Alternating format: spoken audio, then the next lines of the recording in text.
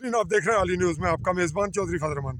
पाकिस्तानी ज़र कब्ज़ा जम्मू कश्मीर के ज़िला पेपर की तहसील स्मानी और बल्दियाती इलेक्शन साल 2022 आज़ाद कश्मीर के हवाले से हम मुखातिब हैं यहाँ स्मानी में, हल्का स्मानी के यूनियन कौंसल चाही गाई, और चाही गाई में हम मुखातिब हो रहे हैं चौधरी मोहम्मद करीम से, और इन्हें ये पूछना चाहेंगे कि इस वक्त बिल्कुल जबकि हम तज़किरा कर रहे हैं आपसे कि हम मौजूद हैं हमारे करीम साहब जो कि यहाँ डिस्ट्रिक्ट काउंसलर हैं, और ये बताएंगे कि इस वक्त की ताज़ा तरीन सूरत जब इलेक्शन को चंद दिन बाकी रह गए और गहमा गहमी भी अरूज पे है और डोर टू डोर काम भी पहुंच चुका है। अब ग्रुपिंग है, अब जो वोट बन चुके हैं उनकी तोड़ फोड़ का सिलसिला जारी है, इसमें तमाम हरबे इस्तेमाल हो रहे हैं। आप इस वक्त अपनी सिचुएशन ये बताएं कि क्या आपके कुल जो आपका हल्का यूनियन कौंसिल है इसके कुल वोट कितने हैं आपके इल्म में? 9,000 कुछ हैं। आप क्या एक्सपेक्ट कर रहे हैं कितने वोट पोल हो जाएंगे?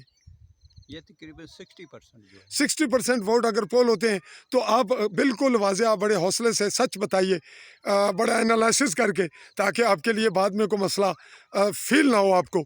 आप कितने वोट ले लेंगे अपने यूनियन कौंसिल से? इसमें है कि मैं नियर टू कंपटीशन हूँ और ज़ाहिर से ऊपर होगा इंशाल्लाह। जी करीम साहब बता रहे हैं जी, जो दिन है वो इंशाल्लाह कारआमद होंगे। क्या करीम साहब ने बताया नाजरीन कि मैं 60% वोट पोल होंगे और 9,000 कुछ हैं। 60% में से अगर ये 1,000 और कह रहे हैं कि आने वाले दिनों में कुछ और मजबूत और मौसर होगा तो हम अगले जिगर जो हमारे उम्मीदवारान हैं ज़िला कौंसिल के उनसे भी पूछेंगे, और फिर नाजरीन करीम साहब भी सुन रहे हैं, इन्हीं का एनालिसिस, इन्हीं के सामने मेरी रिपोर्ट होगी कबल अज़ वक्त कि इतने वोट करीम साहब लेंगे बामुश्किल और इतने वोट दूसरा लेगा, और कुल वोट जो ये बता रहे हैं कि इतने पोल होंगे 60% होंगे, तो इनकी जो बताने की रेशो है वो बहुत ज़्यादा होगी सबकी। ये मैं आगाज़ में पहला इंटरव्यू है, अगले इंटरव्यू तक आपसे इजाज़त चाहने से पहले करीम साहब से ये पूछेंगे कि अगर कुछ और कहना चाहें, क्योंकि अभी हम आपको फिर मिलेंगे। जी कुछ कहिए। इस इलेक्शन को भी मैं सीरियस ले रहा हूँ और अपने अंदाज में जो है वो कोशिश कर रहा हूँ। 27 साल एक्सपीरियंस है, लेकिन इससे बड़ा जो मामला है वो इलेक्शन से बड़ा है और उस पर इंतहाई सीरियस हूँ।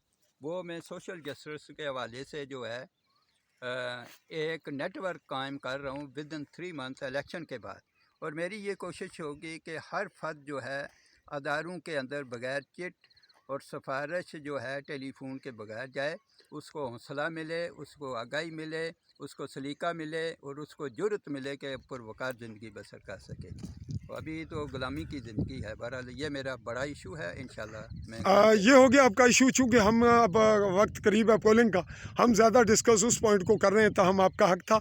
आप फिर ये बताइए कि मेरे साफ़ी हवाले से कल कुछ मुझ पे इस वक्त तक की क्या कैफियत है, और अगर मैं एनालिसिस करूँगा तो फिर कुछ एतराज़ या शिकवा तो नहीं होगा कि कहीं मैं जानबदारी करता हूँ, डंडी मारता हूँ? क्या राय रखते हैं, ये भी आज तज़किरा हो जाए मेरे मुतालिक, हमारे चैनल के मुताबिक। आपके जो है कि काफ़ी हद तक जितने भी साफ़ी हज़रात यहाँ मौजूद हैं और आपकी जो अप्रोच है वो हकीकत पसंदाना है काफ़ी हद तक।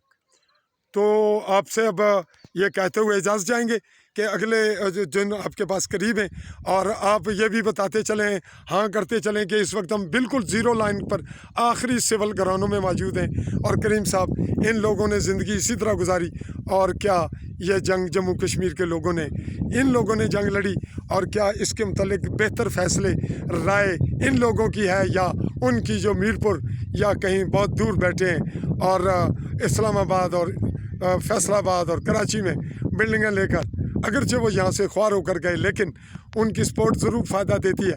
ताहम उन्हें राय कायम करने के लिए क्या ज़ीरो लाइन पर रहने वालों के एहसासात और उनकी राय को मुकदम रखना चाहिए या नहीं? उनकी राय को जो है वो मुकद्दम रखना चाहिए। बहुत मेहरबानी, शुक्रिया जी, अल्लाह हाफ़िज़।